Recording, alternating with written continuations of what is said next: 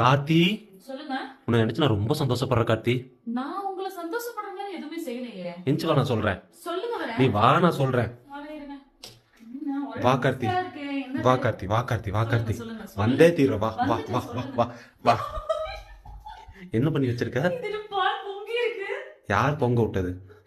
எனக்கு சிம்பிளா தான் வச்சுட்டு வந்தேன். சரி கொஞ்சம் வேலை வந்து முடிச்சுட்டு வரும்போது வந்து அதுக்குள்ள பால் பொங்கிருச்சு.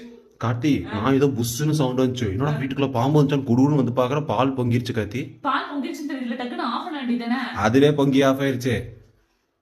ஆஃப் ஆயிருக்கப்ப சரி இதெல்லாம் க்ளீன் பண்ணி விடுங்க, நான் போய் வேலை செய்றேன். நான் கிளீன் பண்ணுமா? ஆமா. நீ தானே பொங்க விட்ட, நீ தான் கிளீன் பண்ணும். சும்மா விட்டுருந்தா கூட நான் க்ளீன் பண்ணிருப்பேன். பால் பொங்குன விட நீங்க ஓவர் ரியாக்ஷன் காமிச்சீங்கல்ல, ஒழுங்கா க்ளீன் பண்ணிட்டு கூப்பிடுங்க, வந்து டீ இல்லைன்னா காஃபி வச்சு தரேன். எனக்கு தெரியாது. கிளீன் பண்ணிட்டு மறுபடியும் காஃபி இல்ல டீ வச்சுட்டு வா.